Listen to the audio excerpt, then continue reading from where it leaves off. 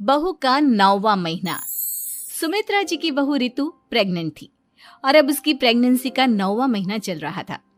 रितु का पति देवेश उसका काफी अच्छे से ख्याल रखता था, लेकिन प्रेगनेंसी अपने आप में ही एक अलग ही वक्त होता है जब एक औरत कई तरह के बदलावों से गुजरती है। शरीर के साथ साथ उसके अंदर बहुत सारे इमोशनल चेंजेस भी आते हैं और रितु इन सब चीजों से गुजर रही थी। इसीलिए कई बार वो बहुत परेशान हो जाती थी।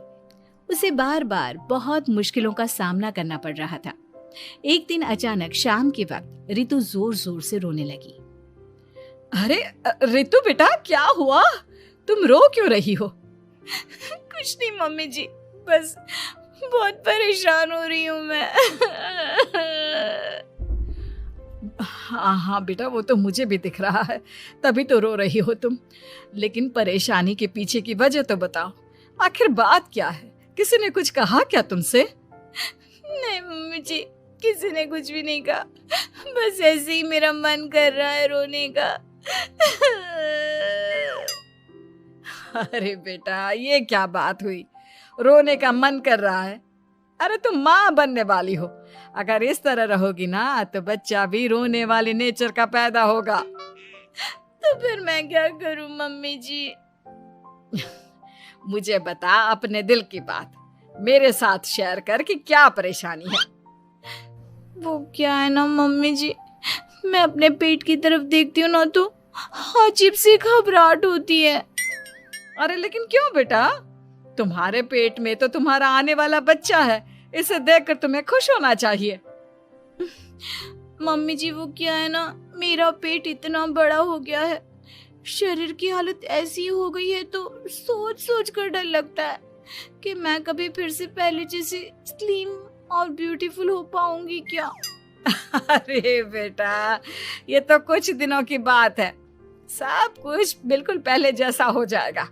कुछ दिनों के बाद तुम्हें चिंता करने की कोई जरूरत नहीं होगी। रितु, क्या हुआ? तुम बार बार करवटें क्यों बदल रही हो? रात की 2 बज रहे हैं, सो जाओ ना अब। देवेश, नींद नहीं आ रही है, मैं ठीक से सो नहीं पा रही हूँ। अरे ये क्या, तुम तो उठकर बैठ गई।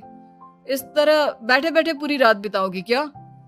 क्या करूं देवेश, पेट की वजह से जैसे ही लेटती हूँ अजीब सा लगने लगता है, ठीक से सो भी नहीं पाती। तुम एक काम करो, अपने पेट के बगल में एक तकिया लगा लो, तुम्हें ठीक से नींद आ जाएगी।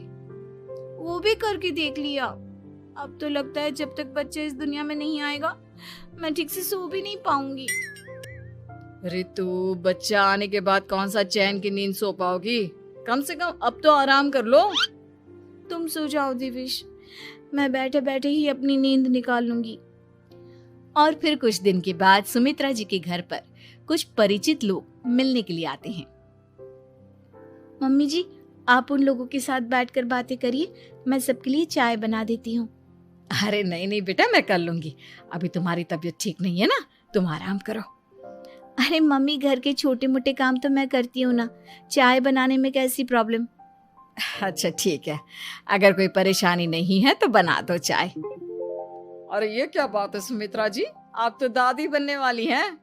हाँ जी, बस ठीक ठाक तरीके से मेरा पोता या पोती इस दुनिया में आ जाए तो चैन हो जाए।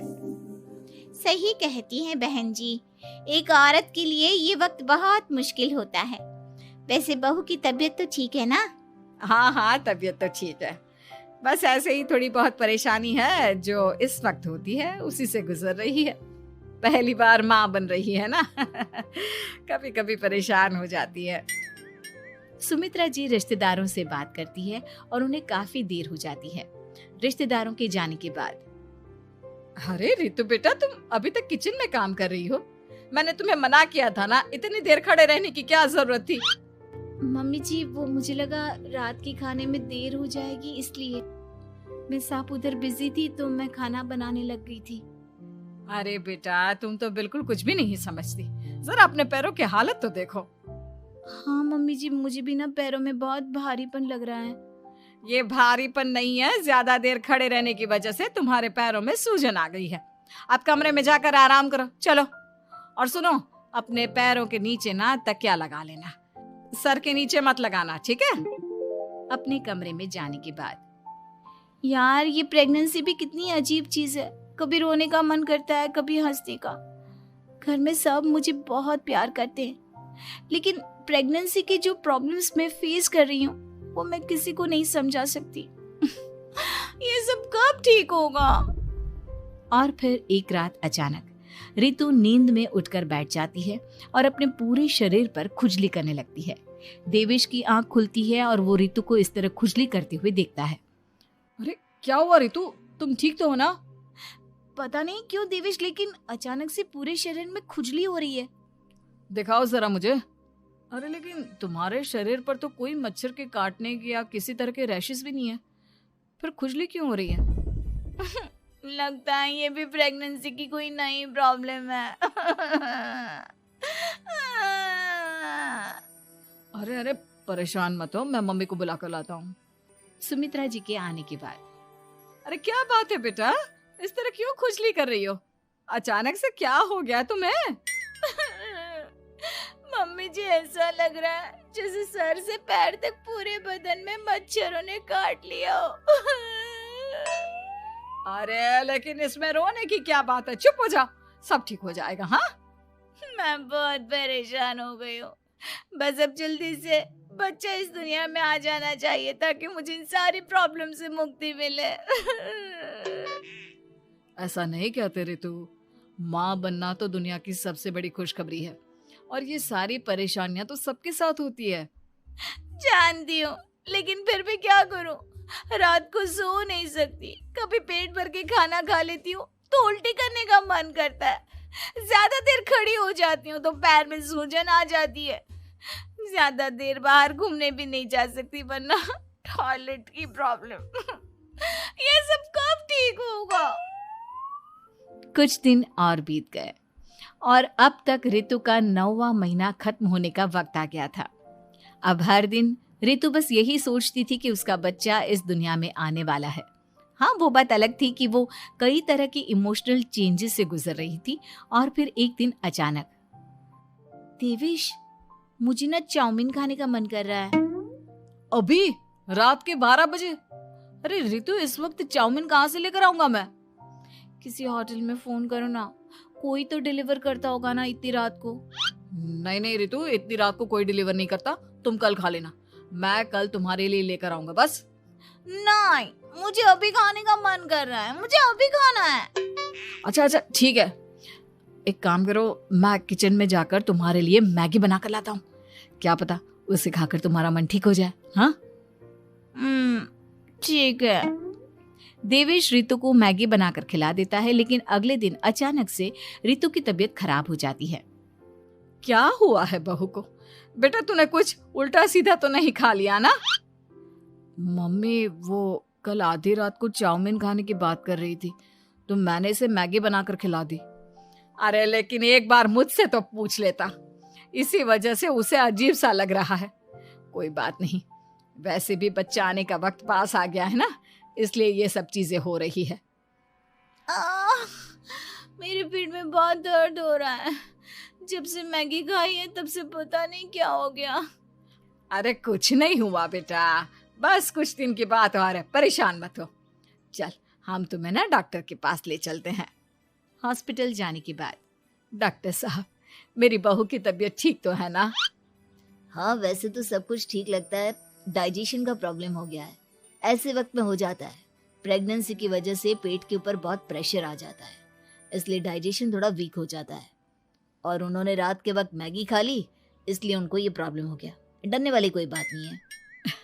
थैंक यू डॉक्टर साहब, अब हम इसका ध्यान रखेंगे। लेकिन अब रितु की डिलीवरी का वक्त पास आ गया है, आपको उनका पहले से भी ज्यादा ध्यान रखना होगा। मैंने चेकअप कर लिया है, 1 सप्ताह के अंदर रितु की डिलीवरी होने के पूरे चांस है। एक दिन अचानक किचन में काम करते करते रितु के पेट में बहुत तेज दर्द होने लगता है। देवेश, मम्मी जी जल्दी आइए।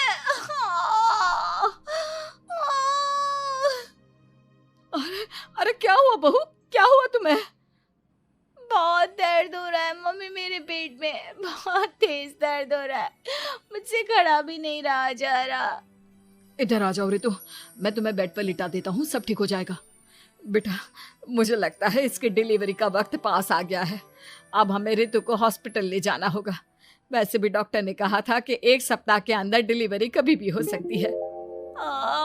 मुझे बहुत दर्द हो रहा है, ऐसा लग रहा है जैसे मैं मर जाऊंगी। प्लीज मुझे बचा लो देवेश। अरे रितु, घबराओ मत, ऐसा कुछ नहीं होगा। हॉस्पिटल पहुंचने के बाद आप जल्दी से रितु को एडमिट करवा दीजिए और आप लोग बाहर वेट करिए। नहीं, मुझे बहुत दर्द हो रहा है। रितु, समझने की कोशिश करो, सब कुछ ठीक हो जाएगा। रितु को लेबर पेन शुरू हो गया था और वो काफी तकलीफ से गुजर रही थी। एक बच्चे को जन्म देते समय औरत जिस तकलीफ से गुजरती है उसे सिर्फ वही समझ सकती है। रितु की तकलीफ को देखकर देवेश भी काफी इमोशनल हो गया था। रितु को इस तरह चीखते देखकर उसे बहुत दुख हो रहा था, लेकिन आधे घंटे के बाद जब डॉक्टर अपने हाथ में रितु और देवेश की छोटी सी बच्ची को लेकर आया तो रितु के चेहरे पर स्माइल आ गई। रितु, ये देखो, तुम्हारी और मेरी नन्ही सी बेटी। ये तो एकदम परी की तरह दिखती है। दिखेगी क्यों नहीं, एकदम तुम पर गई है ना, इसलिए। लेकिन मम्मी, उसकी नाक तो मेरे जैसी है। अच्छा ठीक है, नाक तुम रख लो, बाकी सब मेरे जैसा। देखा रितु, तुमने कितनी तकलीफ सही, लेकिन उस तकलीफ के बदले तुम्हें भगवान ने ये छोटी सी परी दे दी। और ऐसा सब औरतों के साथ होता है।